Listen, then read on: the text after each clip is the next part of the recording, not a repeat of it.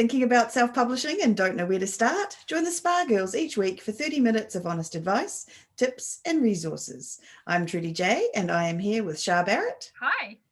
Wendy Valla. Hello. Cheryl Phipps. Hi there. And we have a repeat guest, the one, the only, Lucy Scott. Hello. Welcome. Thank you for having me back. There is no worries at all. It's a delight.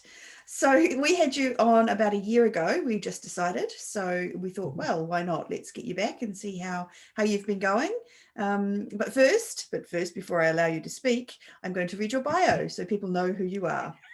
As if they don't already know. I know. Yeah, as if they don't. What have they been doing? Living under a rock? Yeah, Exactly. those people living under rocks. Catholic. This is the bio that we have. Lucy Score is a Wall Street Journal and #1 Amazon best-selling author. Small town contemporary rom-coms are her lady jam, and she and she enjoys delivering the feels with a huge side of happily ever after. Her books have been translated into several languages, making readers around the world snort, laugh, swoon, and sob. Or is it supposed to be a snort laugh? It can be either or. Yeah. They probably do both. Yeah. Lucy lives in Pennsylvania with a devastatingly handsome Mr. Lucy and their horrible cat. It's a very big juxtaposition there. And in her spare time, she enjoys sleeping, drinking copious amounts of coffee, and reading all the romance novels in the universe. Wow. That's a busy well thing to do. Busy. Yeah, it's a busy day you've got there. Real busy. That's what the coffee's for. Yeah. So Lucy, what have you been doing in the last year? Tell us, get us up to date just quickly.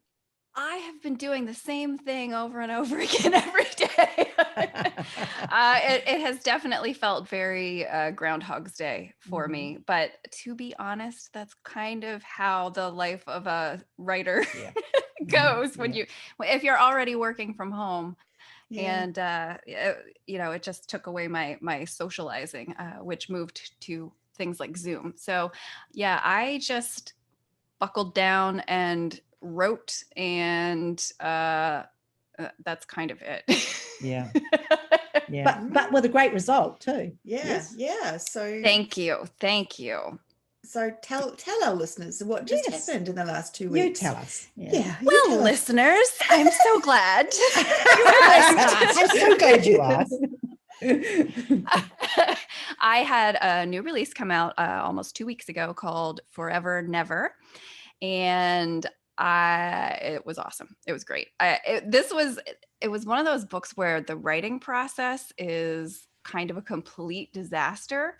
And then once it gets out into the world, it's this shiny, sparkly little gem. And you're like, oh, yeah, I totally did that on purpose. After you'd been through all that hell to get it there.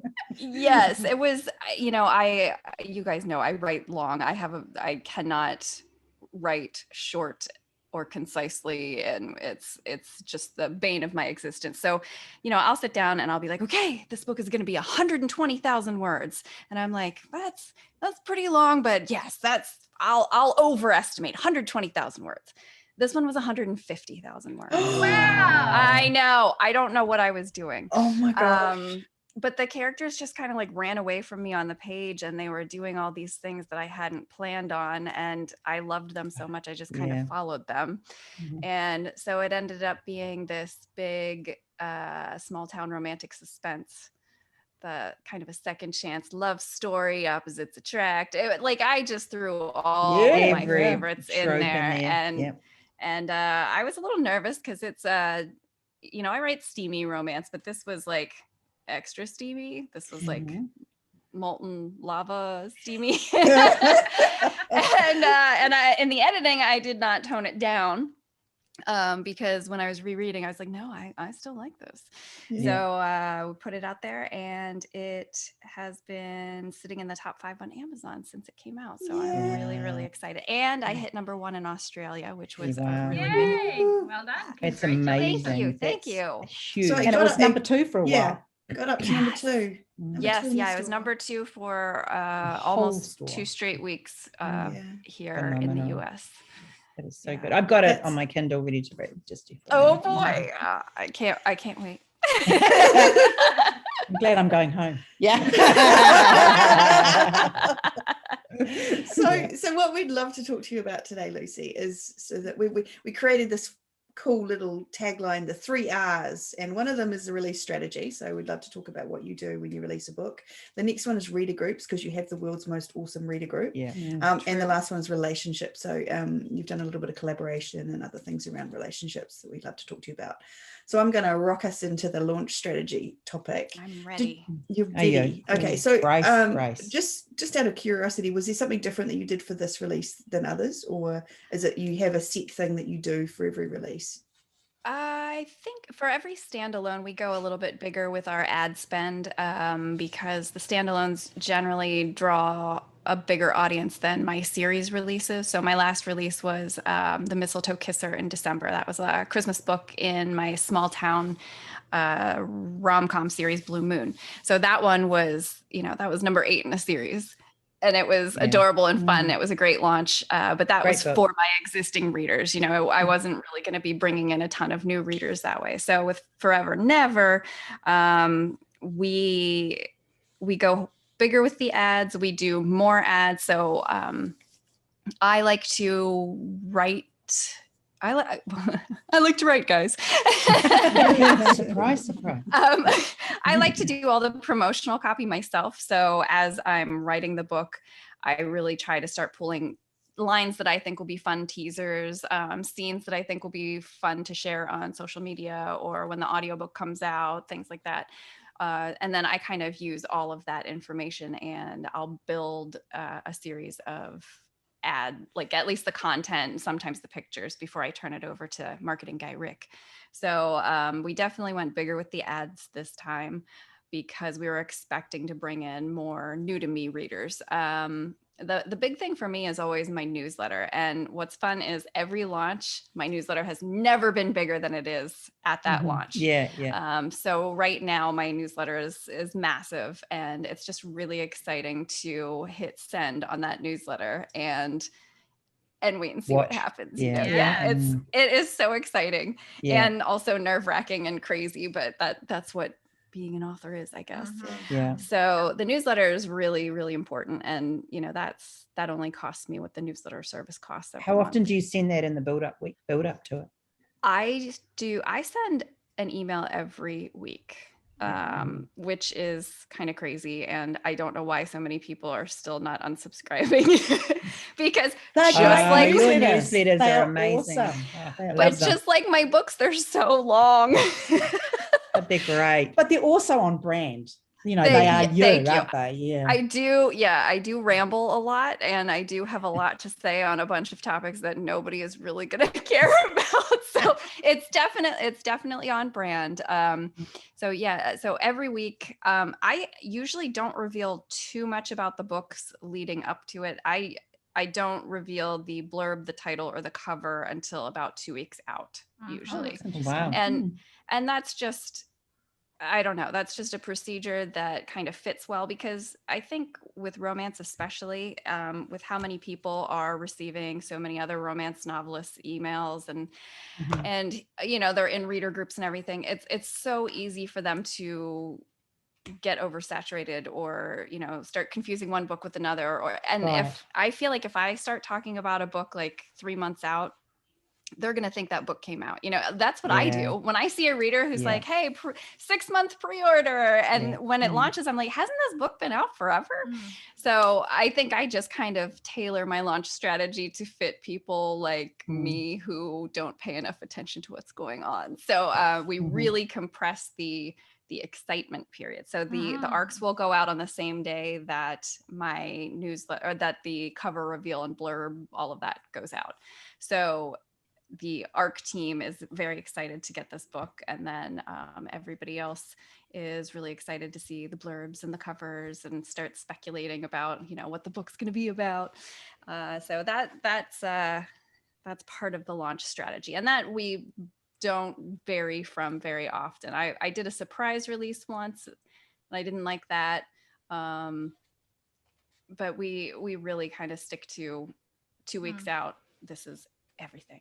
So does audio, print, ebook, everything go out then, or? No, that would be great. That would be super great. Ebook and print go live on release day, but audiobook, I want the audio, the narrators to get the cleanest version possible. And I'm just so paranoid. So the narrators usually don't get the book until like it's launched. So Forever Never is in production right now. And this is one book that we're actually on top of. Like Riley Thorne just came out, and that was, the audiobook just came out for that like last week. And the book has been out since July. So it's hard though, right? It's hard to get all the balls in the air, you know? It really is. And, you know, I don't think audio is my strongest suit. So that is more like a cherry on top for me. Like I love the audiobooks. I love our narrators and everything. And we're definitely building an audio audience, but I don't see myself ever being able to do an indie simultaneous launch because I don't know, that would just mean I would know that there would be a typo or something lurking in that book, and I would know that it would get recorded in audio, and it would drive me crazy forever. Exactly. Forever and ever. Sometimes the audio people pick up those typos, just saying. They do. So it might not be in the audio. Just saying. So how often do you release? Like, how often are you releasing books? I try to do 3 to 4 a year. I think this year we're going to end up with 3. Yeah, we're planning 3 releases this year. So this will be about every 4 months. They're big books. They are big books. I think one year I released 6 books, and looking back, I don't know how I did that. I cannot comprehend how I did that. I must have left some chapters out or something. Or you didn't sleep, or wash or eat, you know? But as you get more books, the maintenance of all of that takes more time, doesn't it? You know, updating them with links and things like that. All of that takes time. It does. So, and the marketing. It does. Thankfully I have Mr. Lucy and I have my team Lucy to handle. He's back here. He just did a victory symbol. Thanks, you, Mr. Lucy. But thankfully for them, I cannot wrap my head around all of the things that my team does for me, that so many other indie authors, they are doing it themselves. And that is incredible. It's just an astronomical amount of work. If you want to do things, I'm using air quotes, right? There's so much that can be done and should be done. And we have a really nice sized team, and we're still not doing it all, you know. How many people have you got on your team, Lucy? I have, Mr. Lucy, Tim, he is my publisher. My brother came on full time this year, so he is handling a lot of communication stuff, dealing with designers, the piracy issues, which could totally be a full-time job. Just filling a lot of gaps that we had where things were falling through the cracks. I have my PA, my assistant, who's part-time. Hi, Joyce. I have my pal Tammy is a volunteer. She won't let me pay her, so hi, Tammy. And then we have marketing guy Rick on the team. So he's with us part-time and handles our marketing. Oh, that's awesome. And I love your email. Is it your dad who comes on to the group? Yes. Papa Lucy comes into my reader group. Yeah, it's brilliant. And when your brother did the email newsletter, it was great too. I tried to talk him into doing it this week because I was like, we're at the beach right now, and I'm still writing, but the beach off season makes me super lazy. And I emailed him yesterday. I was like, maybe you want to do the newsletter again this time. And he's like, I don't know. This week's newsletter, it's from me. Go back and tell him Wendy says he should do it because he's awesome. Wendy said you need to do it. I love the way he worded it. You could tell that it was brilliant. Lucy's basically made me do this. It was so funny because supposedly she's working. Hilarious. Supposedly. Yeah. It was good. Really so we go back to the actual topic at hand. Oh yeah. Sorry about it. Focus. 10 minutes ago. Sorry. Yeah. So really, it's around. So you word of mouth, like through your reader group.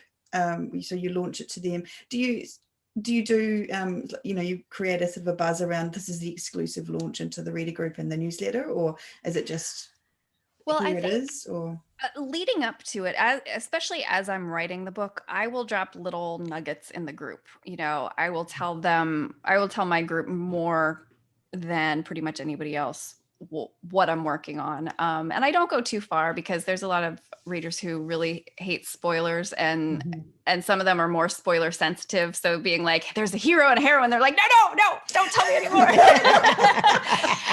But I like to, I'll drop little lines, or Forever Never started for me when I was writing another book, and this scene just like slammed into my head, and I stopped the other book for an hour so I could get the scene down. Oh, wow. And I sent it to my assistant, and I sent it to Joyce and Tammy. And we went back and forth over Messenger for 2 hours, like brainstorm. And the way we brainstorm is like, let's throw all these terrible, crazy ideas at each other until something sticks. So, and that's how Brick became Brick. Oh, really? Because I was like, I don't know what his name is. Nobody has any names, but I want a really cool, manly man name. And Tammy's like, how about Brick? And I'm like, that's terrible. I love it. So, it's actually his nickname, but But cool. yeah, It's so a cool nickname.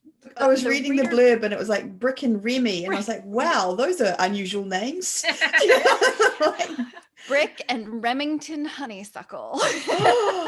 Even further. Yeah. Wow. Mr. Lucy came up with Remington. So Yeah. But yeah, it's Andy. the reader group always gets the little nuggets as I'm writing, and especially with the standalones, there's a lot of nuggets. So by the time the book comes out, we're all excited. We're really, really excited for that book to get in the hands of readers. Yeah. So that definitely. Do you pre-order at all, or? Yeah, we do really short pre-orders. Live releases stress me out. The last live release that we did, it didn't go live when it should have. So I was 12 hours into release day and there was no book. And that was really upsetting to me. So we do really short pre-orders, and that way the newsletter is ready to go. 2 weeks or a week, or what do you do? I think it's around a week to 2 weeks. I think that's what we do. And we don't really announce it. Readers always find it immediately. It'll go up, and within a minute somebody's in the reader group, the pre-order's live. Get in there. Watch it refresh. But we do it mainly just so we can have all of the marketing and news. Everything has the links, everything is ready to go. So it's a lot less stressful for the whole team and me on launch day. So you're not advertising to the pre-order and saying, pre-order's live. It's all based on it. There is still a date that you go, it's live. Yes. And that's me being rank conscious. I really, really want that #1 spot again. Yeah. So pre-orders, they don't like hurt your rank, but they count differently towards your rank on launch day. So the more live purchases you have, they weight your rank differently. So yeah. Okay. Well, that's cool. I did not know that. So and we're all busy writing. I don't know if you noticed. I was like, wow, it got real quiet. I was like, did not know. Okay. We did know that because that's why when you're after USA, like a New York Times, like it's all about the actual ranking on release, not the pre-orders. So on the other sites, they count the pre-orders. The rank is adjusted on the day of release. Amazon, the pre-orders count as the pre-orders come in. So your ranking, you don't get that big boom. It's velocity. You don't get the same velocity. How about you've never told us that before? I think she has. Well, we didn't know it. We just said we didn't know. There's going to be a fight. No, here's the thing. I think it because we're as a Spa Girls, we're more kind of Amazon focused. You actually sometimes that information for the wide audiences is kind of put to the side, which isn't actually a good thing. So I think it behooves all of us to be aware of how these things work. Definitely.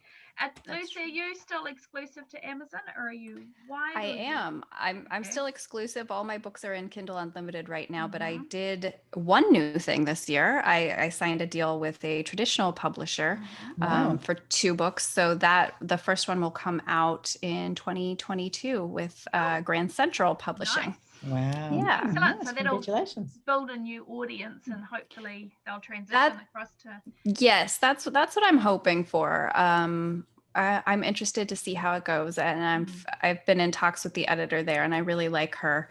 And what's nice is the first book's already done. I already wrote it. Are you writing? No, it's going to be 2 standalones. Okay. So yeah. Wow, good on you. That'd be interesting to see, because would you be allowed to participate in the launch in that kind of environment? I suppose you've still got launching to your reader group and your newsletter as part of that. Yeah, I'm interested to see how marketing is different for a wide book with a traditional publisher, and how involved I'll be and all of that. It'll be a new experience. Okay, so we'll book you in for 2020. coming out in June 2022. Okay, June 2022. This is for the hybrid author. Isn't that just so?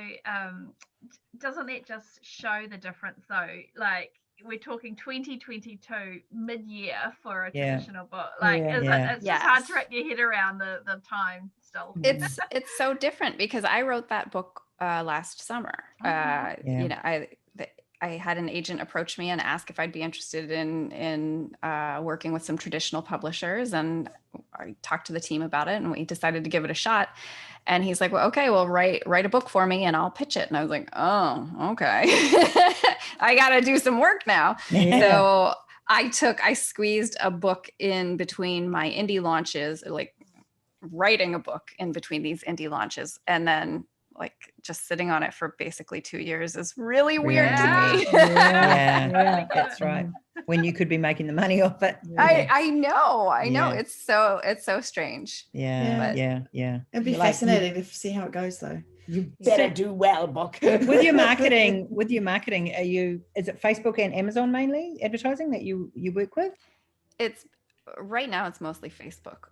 We just have not been able to get our AMS ads to perform the way that my team is comfortable with. So we definitely put a lot more focus and energy and effort into Facebook ads. But that's where we're getting that's where we're getting our audience from. So wow, that's cool. So I want to go back to your newsletter a little bit. So are you willing to put a number on massive, or when you said how many it is, how big it is? Sure. Actually, let me look right now. If I click out of this, is this going to ruin? Okay, it's not going to ruin anything. You've broken the podcast. I would not be surprised. I would not be surprised if I did. Okay, I'm logging in right now. Okay. Who do you use? What's your? I'm still on MailChimp. Okay.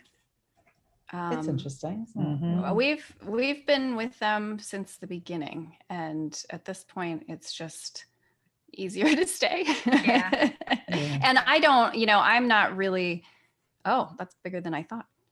That's what she said. Okay, it is 124,000 subscribers. Okay. Oh my goodness. Yeah, that is a huge boost when you send it out for a book. It is. You see where? Yes. It is. It is. That's wowzers. And can we talk a little bit about open rates and things like that? Are we allowed Sure. I'm not happy with my open rate, but the numbers are like, Tim is rolling his eyes at me right now. Stop it, Tim. I'm not saying my open rate is bad, especially not for this number. I'm just saying that I want a higher open rate. I talked to Mark Dawson at a conference in 2019. Oh, okay. Mr. Lucy's giving me signals. I talked to Mark Dawson, and I was complaining to him about my open rate, and he's like, well, what is it? And I told him, and he's like, stop complaining. Yeah. So I think with a send and resend, I am probably about 28%, maybe up to 30%. The launch emails get a higher open rate. But we'll still see one where I don't have really any news and it's just me blabbing, and it'll be like a 21%. So it's, I know a lot of authors who get like 60% open rate, and I'm like, wow, that's amazing. And they're like, yeah, but if you look at the bigger number, okay, I understand. And they do say that as the numbers get higher, the open rates go lower. So very much. It's not. Do you cull? That's amazing. You cull regularly? We do, because it's expensive. Yes, of course. And I don't want people on here who don't want to hear from me. I do not want to be showing up in their inbox every day, because sooner or later that someone is going to have a bad day and they're going to be like, I never signed up for this. This is spam. And then I'm going to see that they reported me for spam and I'm going to get mad. Do you get a lot of emails from readers? I do. I do. I have a hard time keeping up. Mostly because I overcomplicated the process. But I have a lot of ways that emails can come in to me. And I usually, so I have it on my to-do list that pretty much every day I'm checking a different email inbox. But if I love hearing from readers, but sometimes I hate I stress out over the response, because I want them to get a good response from me. I want them to open that email and feel like we've had like a connection or something. So I put a lot of effort into my email responses, even when they're really short. There's an emoji and there's multiple exclamation points. I got one back from you once. I emailed to say, hey, great newsletter, and you came straight back with thanks, emoji, XX Lucy. That takes a lot of time. It's not just a 5-minute job. It's not even a 30-minute job. It's a lot of investment in that connection. And I know that fits to our R for relationships. But before we get off the topic of newsletters, has it been purely organic? How have you built to that number? In the very beginning, I was building it in really traditional ways. I was doing some newsletter swaps and things like that. And I had slowly built it to around 5,000, which was really good. And at that time, I went to a conference in Florida called NINC, and I met Damon Courtney from BookFunnel. And in his workshop, he was talking about all the different ways. BookFunnel is software that delivers content to readers. And so he was talking about different ways that authors had used BookFunnel. And I was like, I could write bonus epilogues. And in exchange for people's newsletters, I could send them this free bonus scene.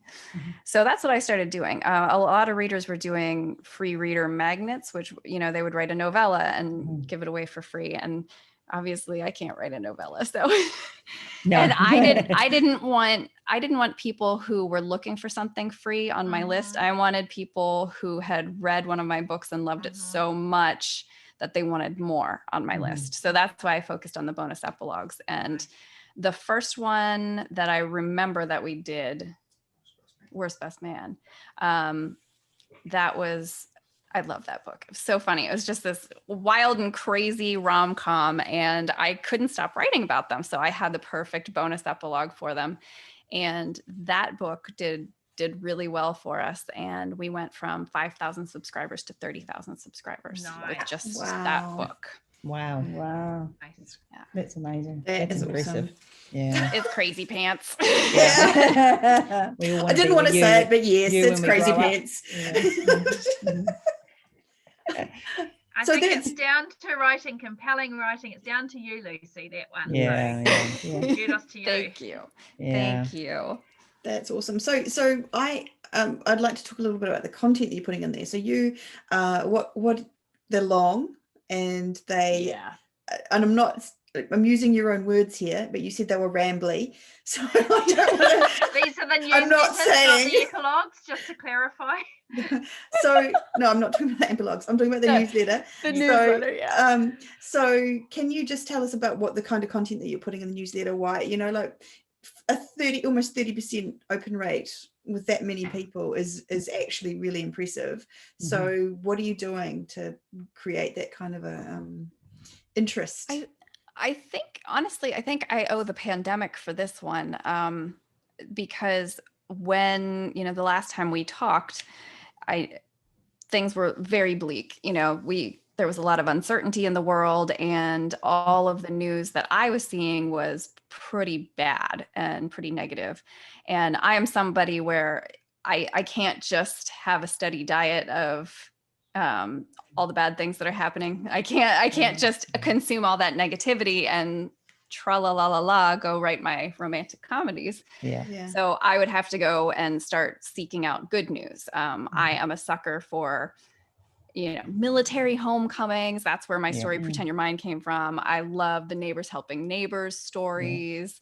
I love to read an article that makes me cry in a good way, that shows like the good side of humanity. So I just was feeling very overwhelmed, and I didn't really have a lot of great stuff to say in my newsletter. So I started a good news section. And so every week, I think it may have started with John Krasinski's Some Good News, his show on YouTube. I saw the first episode of that and just like sobbed my face off because it was just so feel good. And I think that's what I try to deliver in my book. So I recognize that. And so every week since then, we have done a good news section. And if something bad is happening in the world, it's like a double helping of good news. But it's great. Readers submit stuff. My team is always on the lookout for stuff. And, one of my favorite things is reviewing the newsletter before it goes out and like reading all of those articles again and just getting all misty-eyed. So that section is in every newsletter. Every newsletter also has a Dear Reader. So it's just a little letter update of what I've been doing. With the pandemic, I haven't been doing much. So there was a lot about my feud with a cardinal at my house. Yes. Which followed you on holiday. It did. Pecky showed up here in North Carolina, guys. No. First day here, I'm sitting on the deck and this freaking cardinal just lands on the railing next to me. I was like, no, you did not. Feel fairly certain it's a different cardinal. I really hope so. And he has not like flown into the window so I think it's Pecky's smarter cousin. Right. Unless he hitched a ride. It could be Mrs. Peck. It's true. Well, Mrs. Pecky is like more brown. This was definitely a Mr. Pecky. Okay. All right. Yeah. Maybe it got out through the Cardinal network that they needed to mess with you. No. Where you are now at the beach. He sent out a tweet. Yeah. See, now this is why you're the rom-com writer and I'm not. I can't take credit for that. I can't take credit. A reader said that. I totally stole it from a reader. I'm so sorry, reader, but they're used to it. This is I put a spite cow in one of my stories because a reader shared a news story about somebody whose dad got mad at their next door neighbor and he got a cow just to spite them. I'm like, oh, well, Riley Thorne's dad definitely has a spite cow now. You got to use what you have. They are very, very funny newsletters, and that's part of. So you basically bring yourself into them, and that's why they're so good, I think. Yeah, Thank you. Yeah. What do you think the Lucy School brand is? Like, what do you try and be for your readers? Marketing guy Rick tried to pinpoint this, and I really believe that it's hot mess. I would say fun. I mean, I'm a fun hot mess. I shower way less than I should. I never know where my car keys are. I did not know today was St. Patrick's Day. Happy St. Patrick's Day. Yeah, happy St. Patrick. I had no idea. I live in my head a whole lot. So I am a genuine disaster most of the time. And I feel like that comes across in most of my communications with my readers. I'm very non-threatening. Disaster. It's but true. then maybe that makes you relatable, right? Yeah. I hope so. I mean, otherwise I'm not seeing an upside.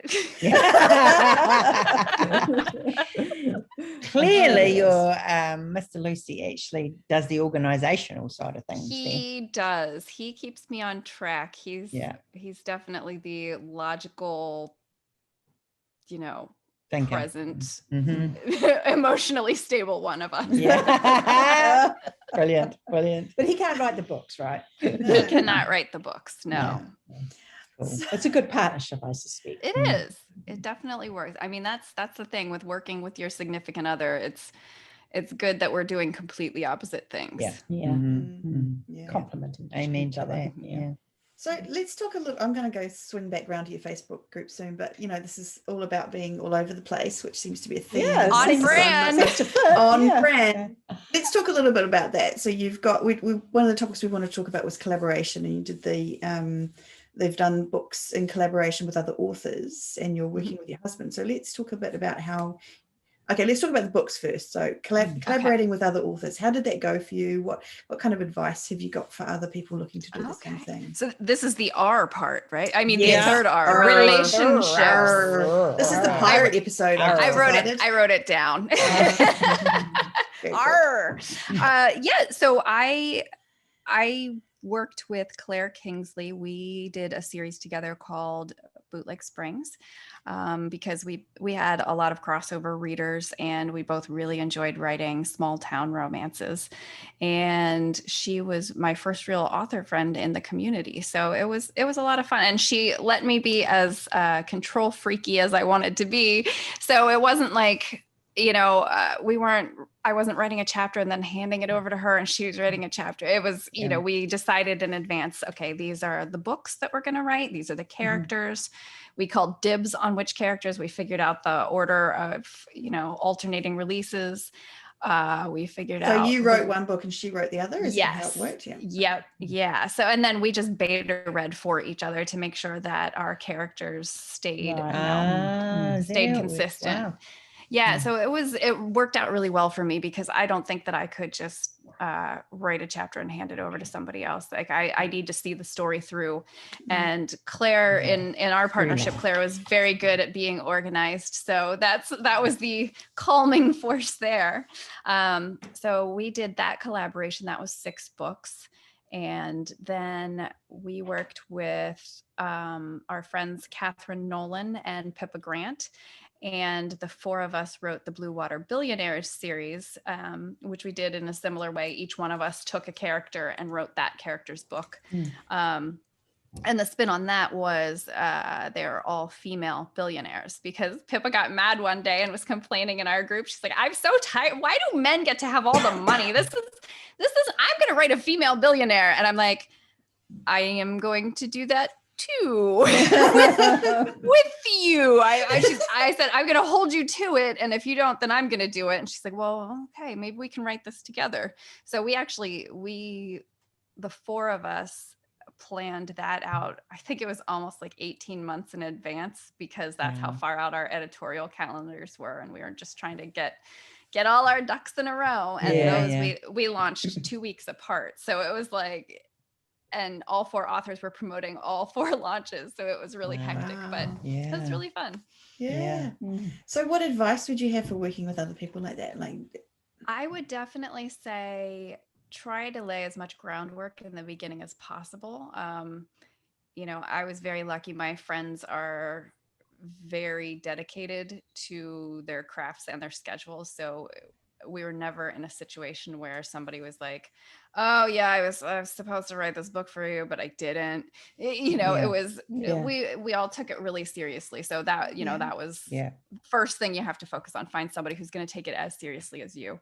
The second thing I would say is definitely lay all the groundwork in advance. I'm not saying you have to go outline the book or whatever, but, have a plan and make sure everybody's aware of that plan, because you're coordinating cover designs and blurb reveals and arc team, like how many arc readers are going to get all 4 books. And so just be really, really good at communicating and ask a whole lot of questions up front, I think, and be really choosy about who you are partnering with, because someone can be a great friend, but they can be a terrible business partner.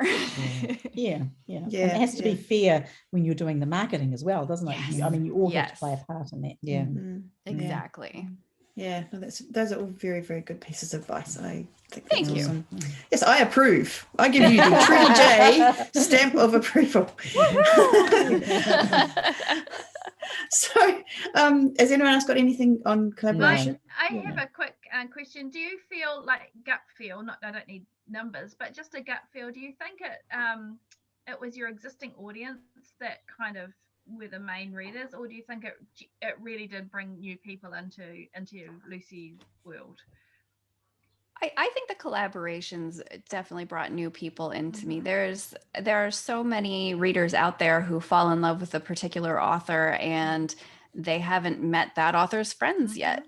And I think Claire, Catherine, and Pippa and I just, we get along so well in real life, and that comes across on the page. So it was just a very natural crossover, even though our styles are different. I think the project really brought a lot of new readers to each one of us. So that was a really cool thing to see. And it's, they've been out for, I don't know when the books came out. Quite a while. They've been out for a while, over a year for sure, probably 2 years. And it's just really fun to have somebody pop up in my reader group saying, oh, I found you through the Blue Water Billionaires series. Yeah. So it's really neat. Cool. Yeah. That's a great concept, that series. Yeah. Thanks. So I want to move back to the Facebook group, if we're okay with that. I'm just going to, zig and a zag. So the Facebook group, how long? So have you had that since the start? Like, how have you? I think I started that.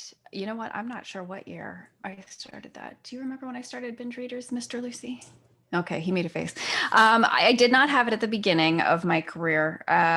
In fact, I do recall Claire Kingsley saying to me, hey, have you thought about doing a reader group on Facebook? And I'm like, what's a reader group?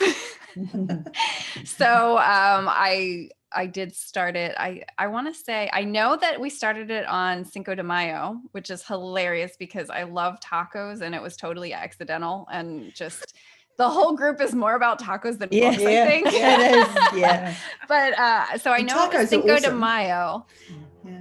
I don't know. It's 2017 maybe. It's fine. A couple years. Yeah, how many people have you got in there now? A little over 8,000. Nice. But it's a Facebook group, and Facebook suppresses groups, and so I have like a few hundred active people, and probably the vast majority have never even seen a post in there. But but it's still, and it's a great group, and you got moderators, so that's quite handy. Yep. You would need that with that many people. Yeah, we actually we have quite a few moderators in there just to cover. We have so many international readers, and we don't have post approval on. It's kind of a free for all conversation, and that's what I like. I don't want people coming in there thinking that I don't want them to talk about books or whatever is on their mind. Yeah. So we have a good vibe. It's a very positive place. But we have moderators who are available almost around the clock, just because there's so much going on in the group. It's nice that it's a whole other environment, and it's so much fun. And what people need at the moment too, I think it's probably been very healthy for people over the last year. I think so too, because we try to keep it positive. We also the one thing, we don't allow like man candy, because I don't want to get kicked off of Facebook, and no political posts, because I just wanted people to have a place where it was like safe to escape and talk about other things, after the last year. And so for the most part, people are really respectful of that vibe, and it really comes across. There's a lot of people who have become really tight friends because of that group, and I can't take credit for that. That's the readers creating that community. Cool, but it's really amazing. It's my happy place. I love every day. That's my treat. I hit my word count goal. I get to go into binge readers. Nice. And you're active in there a lot. Yeah. Do you go in at a certain time or anything? Do people know to expect you, or is it just... Lately, I have been only going on in the evenings, just because of have a lot of work going on with, I'm writing a new book and the launch is happening and all of that stuff. So I'm trying really, really hard to restrict myself from going down the Facebook rabbit hole until at least my writing's done for the day. So I'm definitely not as active as I used to be, but it's just because I have so much more stuff going on than I did. But you can always tell when I'm done with the book, because then I'm in there 24/7 for like a week straight. I'm like, hey guys, what's going on? Hey, guess what? I took a shower. And can I ask, did you choose your moderators from superfans, or is it some of your assistants working there as well? I actually, when it was just me for the longest time, and I think I was going to go on vacation, and it was coming close to a launch, and I realized I wasn't going to be around as much. So I had 2 readers in there that had just the right vibe. They're just warm, friendly, happy, really into the romance community, really respectful, and not afraid to speak up. So I messaged both of them, Joyce and Tammy, and I said, I messaged them separately, and I was like, hey, I really appreciate your efforts in the group, and I was wondering if you would be willing to be an admin. I think you would be the perfect fit, and I could use a little bit of help. And they both said no. They're like, thanks, but no, that sounds like a lot of work. I'm like, what? Are you kidding? This isn't going to be a lot of work. I just need someone to keep an eye on things every once in a while. And they were both like, okay, all right, we'll give it a shot. So fast forward however many years, and we talk all day, every day. The 3 of us talk constantly. And we have grown we have all of the moderators in there now are really ravenous readers. They're just like, they're good people with good hearts. And I think I may have met all of them in person too. So I really trust them with that space, and they've made it better than what I ever could have on my own. That's so cool. That's awesome. Cool. Yeah. So when you say you've met them all, do you do reader events? Is that what that's from? Or I've done a handful of signings in 2019. In the olden days, before. In the olden days. Before we could leave the house. Before, pre-pandemic. My very first signing was in February of 2019, and it was at Nora Roberts' bookstore in Boonesboro, Maryland. And so it was in February in Maryland, and I'm like, nobody is going to come to this store to see me.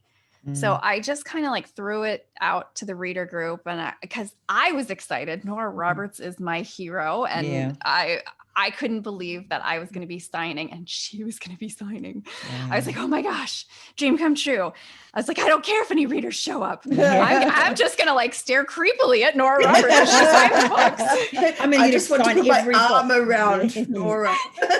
Nora, can we just have a hug? Nora, just tuck in there, Nora. So I just threw it out to the reader group, because who in their right mind is going to like go to Maryland in the dead of winter? And we had almost 50, we call my binge readers bras. Binge Readers Anonymous are bras. We had almost 50 bras show up to the store, and they wore Lucy Kahn t-shirts. To Nora Roberts bookstore, to Nora Roberts book signing.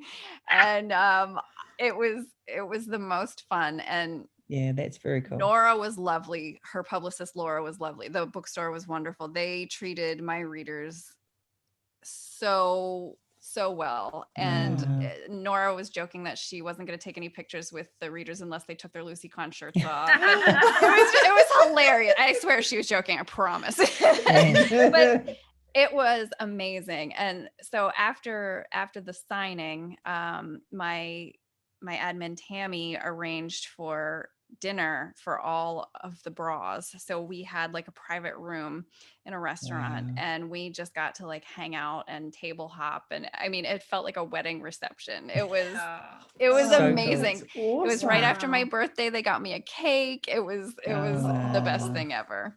And That's so then cool. I guess I've only done 2 signings. The other signing was in Philadelphia in November of the same year.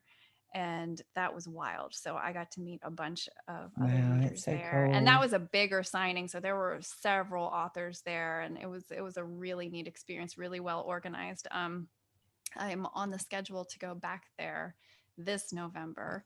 We don't know what it's going to look like, but got my fingers crossed. Yeah. That's one thing we can't do. Not that we're as famous as you, but you know, where we are, you sort of have a signing here. I don't know that you'd get that many people. You might get a couple of people. It's not really.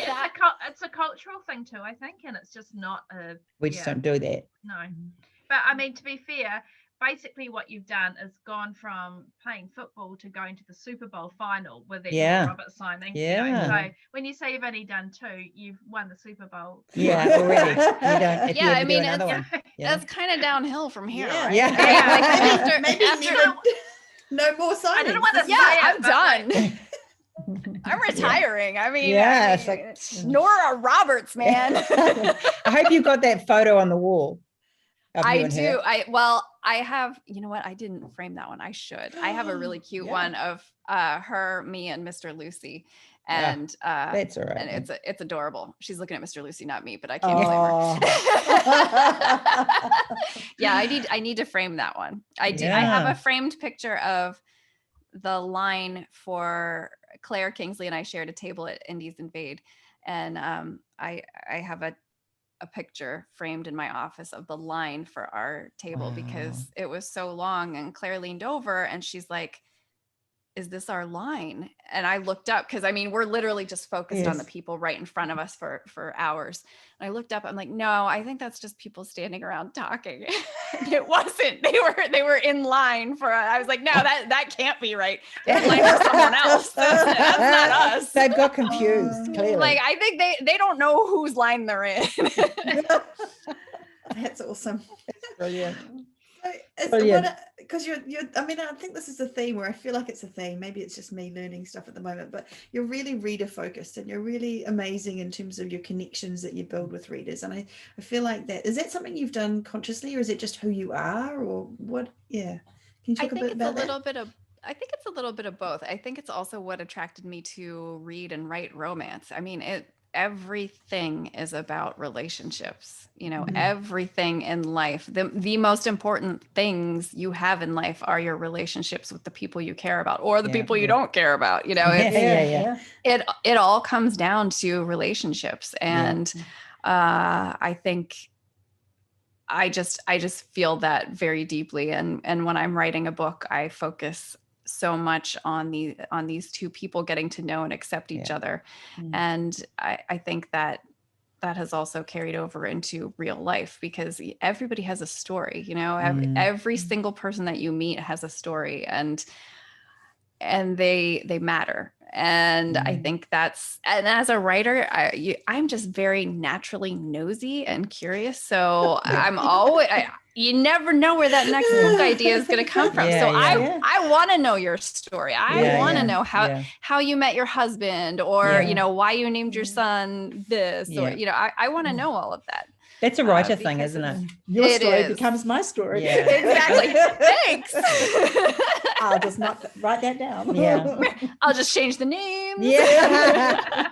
That's so cool. I never know. That's awesome. I love that. I love that idea of people do matter. And I guess that's why we're writers too, right? Like that we all like that, figuring out things and the relationships between people. That's awesome. So I think we're running close to our time like here. 5 hours. 5 hours. No, it hasn't been. It doesn't feel like it's been 5. It feels like 5 minutes. But I just wondered, is there any kind of other, you know, words of wisdom, genius-like thoughts that are coming down from the universe and through you that you could give us and our listeners, just to talk about, you know, just about the writing life or anything? Oh boy. Jesus, Anything you want to say that now. Don't put the pressure on or anything. Eh? Words of wisdom, though. I don't want any. You've got to be good ones. Yeah, good stuff. Okay. All right. Okay. Man, I wish I would have had some alcohol for this. I get much more philosophical with some alcohol. Well, okay. So wisdom for writers. I think what I really want every writer out there to know is that where you are is okay, and what you're doing is okay, and the way you're doing it is okay, and you do not have to be doing what everyone else is doing. You don't have to be following a set path that already exists. You don't have to be writing in this genre because everybody tells you to. You need to find your voice and your path, and that's when your books really start to become special. And it's hard. I mean, staying in your own lane is really hard, especially for nosy writers like us. But there's room for everybody. There's no one author can satisfy the voracious appetite of romance readers everywhere. So there's just so much room for you and the way you want to do things. That's what you need to remember, even when things are not going well. That doesn't mean that they're going to continue not going well. Just do you and find your way.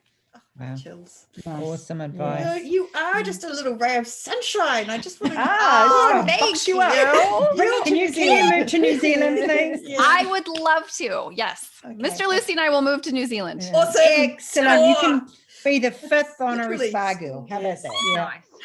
That sounds good. We do have a few beaches as well. I do like beaches. Yeah. So islands. I've got a final question. If I can actually turn it around a little bit, where does Lucy get her information from? So in terms of how do you forge your own path and not really keep too many focusing too much on what's happening out there in the self-publishing world, if you like, or are you like, where do you get your kind of knowledge from in terms of the business? That's a good question. Have you guys heard of Write Better Faster? It's a course by Becca Syme. Okay. Yeah, I'm a huge we've had her on. Huge, go Becca. Yeah. Excellent. Okay. So I took her course, Write Better Faster. And for listeners who haven't, it's a really good class on basically why you do the things you do and why certain things work really well for you and others don't. So it's personality based. And one of the things that I found out about me is I'm really high input. So I need a constant flow of information coming at me, which by the way is it's terrible for when you're trying to sit down and focus and write a book. But when you're trying to figure out what's going on out there in the industry, it's really, really good. So I have to balance that. Mr. Lucy has to help me balance that because I will just bebop into his office and be like, guess what I found out so-and-so is doing with their blah, blah, blah. And he's like, no. And I'm like, no, I just want to tell you about it. I don't think I have to do it. But it's only been in the last year or so that I've really come to terms with the fact that not everything is going to work for me, even if it works really well for other authors. So he's nodding effusively right now. So it's definitely, but I need to know what other people are doing. It's part of the nosiness. It's part of being aware of what's happening in the genre and the industry.